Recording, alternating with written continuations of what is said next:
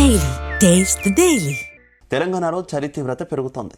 ఈ మేరకు ఆయా జిల్లాలకు వాతావరణ శాఖ అలర్ట్ జారీ చేసింది. ఉదయం చాలా ప్రాంతాలను దట్టమైన పొగమంచు ఆవహించింది. ముఖ్యంగా దక్షిణ, తూర్పు మధ్య తెలంగాణ జిల్లాల్లో ఈ పరిస్థితి కనిపిస్తోంది. ఈ మేరకు ప్రజలు జాగ్రత్తగా ఉండాలని హెచ్చరించింది. హైవేలపై ప్రయాణం చేసేవారు మరింత అప్రమత్తంగా ఉండాలని, వీలైతే బయటకు వెళ్లొద్దని సూచించింది.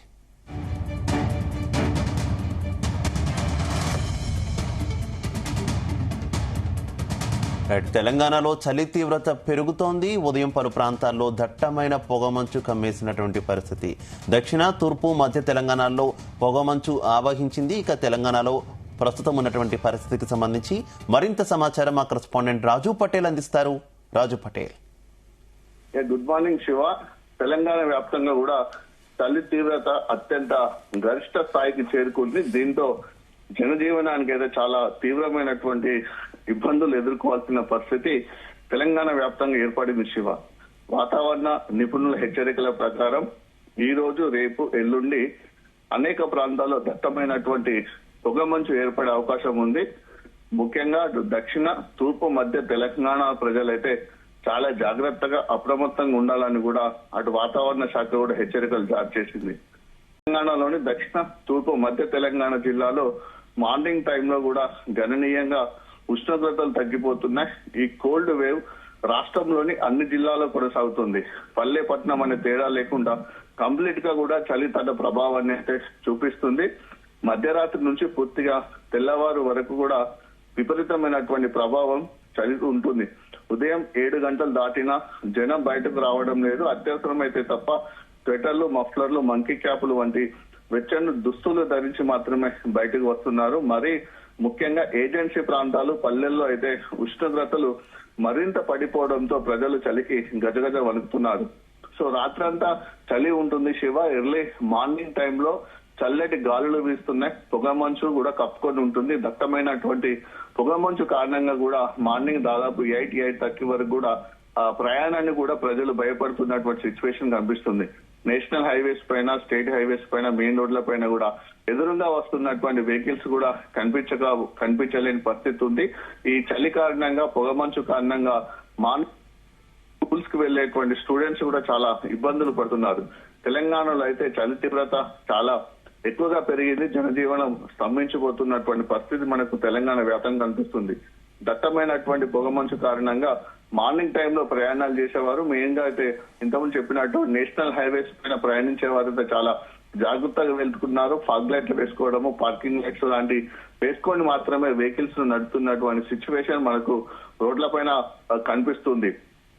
సో లేకుంటే ఎక్కువగా పొగమంచు ఉన్నా, చలి ప్రభావం ఉన్నా కూడా వెహికల్స్ ని సైడ్ కు పార్కింగ్ చేసుకుంటున్నారు తప్ప ఎటు వెళ్ళలేని పరిస్థితి ఉంది. మార్నింగ్ 9 తర్వాతనే ప్రయాణాలను కంటిన్యూ చేస్తున్నటువంటి సిచ్యువేషన్ కనిపిస్తుంది. ఈ పైగా ఇప్పుడైతే ప్రస్తుతం ఉన్నటువంటి చలి తీవ్రత అయితే చాలా ఎక్కువగా కొనసాగుతుందని చెప్పవచ్చు. అటు ఆదిలాబాద్ గానీ, నిర్మల్, మంచిర్యాల, కొమరంభీం, ఆసిఫాబాద్ జిల్లా, పెద్దపల్లి, జగిత్యాల, కామారెడ్డి, నిజామాబాద్, భద్రాద్రి కొత్తగూడెంతో పాటు హైదరాబాద్ సిటీ జిహెచ్ఎంసీ పరిధిలో కొన్ని చాలా ఏరియాల్లో కూడా ఉష్ణోగ్రతలు కూడా సింగిల్ డిజిట్ కే పరిమితం అవుతున్నాయి. 6 డిగ్రీల నుంచి 9.8 డిగ్రీల వరకు ఉష్ణోగ్రతలు నమోదవుతున్నాయి. సాధారణ రాత్రిపూట సాధారణ ఉష్ణోగ్రతలు ఉండాల్సిన దానికంటే దాదాపు 3 నుంచి 4 డిగ్రీల సెల్సియస్ ఉష్ణోగ్రతలు చాలా తక్కువగా నమోదవుతున్నాయి. గతంలో ఎన్నడూ లేని విధంగా రికార్డు స్థాయిలో ఒకేసారి గణనీయంగా ఉష్ణోగ్రతలు పడిపోతున్నటువంటి పరిస్థితి మనకు తెలంగాణలో జిల్లాలతో పాటు హైదరాబాద్ సిటీ జిహెచ్ఎంసీ పరిధిలోని చాలా ఏరియాలు కూడా కనిపిస్తుంది. సో హైదరాబాద్ శివార్లలోని చుట్టుపక్కల ప్రాంతాల్లో అయితే ఇంకా ఈదురుగాల ప్రభావం, చలిగాల ప్రభావం చాలా ఎక్కువగా ఉంటుంది. దీంతో మార్నింగ్ టైంలో ప్రజలు బయటికి రావాలంటే భయపడుతున్నటువంటి పరిస్థితి హైదరాబాద్ సిటీ శివారు ప్రాంతాల్లో ప్రజల్లో మనకు చాలా ఎక్కువగా ఈ పరిస్థితి ఎదుర్కొంటున్నారు. సో ఎక్కడ చూసినా సరే చలి పులి తన ప్రభావాన్ని పంజను విసురుతుందని చెప్పవచ్చు. రోజు రోజుకు కూడా చలి తగ్గేదే లేదు అన్నట్టుగా తన ప్రభావాన్ని చూపిస్తుంది. ప్రజలైతే చలికి గజగజ వడిపోతున్న సిచ్యువేషన్ కనిపిస్తుంది.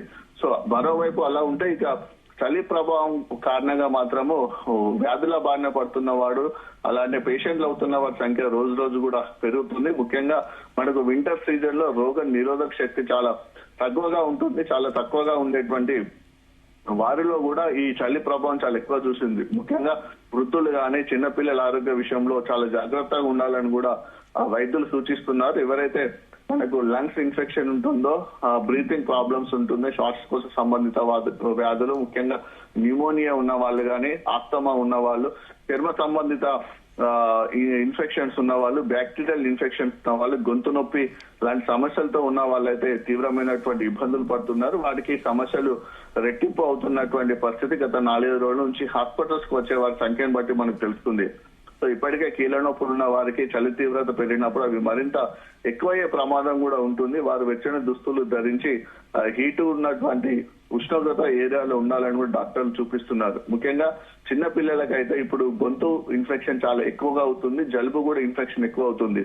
సో పీడియాట్రిషియన్స్ కూడా అదే సూచిస్తున్నారు. ఎక్కువగా ఈ ఎర్లీ మార్నింగ్ టైంలో గాలి అనేది నేరుగా పిల్లల గొంతు నుంచి ఊపిరితిత్తులోకి వెళ్ళడం వల్ల ఇన్ఫెక్షన్స్ తో పాటు గొంతు నొప్పి వస్తుంది. దాంతో పాటు కంటి నుంచి నీరు కారడం లాంటి సమస్యలు కూడా వస్తున్నాయి. కాబట్టి పిల్లలకైతే మఫ్లర్లు ధరించి లేకుంటే మంకీ క్యాప్స్ ధరించి ఈ గాలి ప్రభావం ఎక్కువగా వారి లోపలికి వెళ్లకుండా ఉండాలని కూడా పీడియాట్రిషియన్స్, చిన్నపిల్లల వైద్యులు కూడా సూచిస్తున్నారు. శివ, ముఖ్యంగా జలుబు, దగ్గు, ఆస్తమా బారిన పడే అవకాశం ఉంటుంది పిల్లలు. వారి శరీరము ఎక్కువగా చల్లబడకుండా నిరంతరం జాగ్రత్తలు తీసుకోవాలనుకుంటున్నారు. వెచ్చని వెంటిలేషన్ ఉన్నటువంటి ప్రాంతంలో ఉంచాలి, వెచ్చని దుస్తులు ధరించాలంటున్నారు. ప్రతిరోజు గోరువెచ్చని నీరు కనీసం 3 నుంచి 4 లీటర్లు తాగాలని కూడా వైద్యులు, నిపుణులు సూచిస్తున్నారు.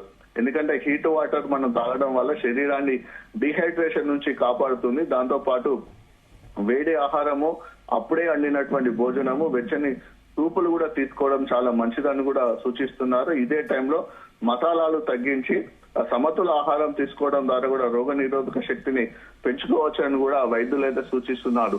సో ఎక్కడ చూసినా సరే చలి ప్రభావం అయితే చాలా ఎక్కువగానే కొనసాగుతుంది. ముఖ్యంగా చిన్నపిల్లలు, వృద్ధులు, వివిధ రకాల శ్వాసకోశ సంబంధిత సమస్యలు ఉన్న వాళ్ళైతే చలిని చూసే గజగజ వణికిపోతున్నారు. బయటికి రాలేని పరిస్థితి ఉంటుంది. ఎమర్జెన్సీ అయితేనే తప్ప వాళ్ళు బయటకు వస్తున్నటువంటి సిచ్యువేషన్ అయితే తెలంగాణ వ్యాప్తంగా కనిపిస్తుంది. మరొక భారత వాతావరణ శాఖతో పాటు హైదరాబాద్ వాతావరణ శాఖ అధికారులు చెప్పిన ఇన్ఫర్మేషన్ ప్రకారం మరొక 3-4 రోజుల పాటు మన తెలంగాణ వ్యాప్తంగా కూడా కోల్డ్ వేవ్ ఇంకా కంటిన్యూ అయ్యే అవకాశం ఉంది. అంతేగాక ఉష్ణోగ్రతలు కూడా కాస్త మరింత తగ్గి చలి ప్రభావం చాలా ఎక్కువగా ఉండే అవకాశం ఉందని కూడా అటు వెదర్ ఎక్స్పర్ట్స్ కూడా చూపిస్తున్నటువంటి పరిస్థితులలో సో చలి ప్రభావం నుంచి తట్టుకోవడానికి చాలా జాగ్రత్తగా ఉండడానికి ప్రజలైతే చాలా జాగ్రత్త తీసుకోవాల్సిన అవసరం ఉంది. Shiva, right, okay, thank you.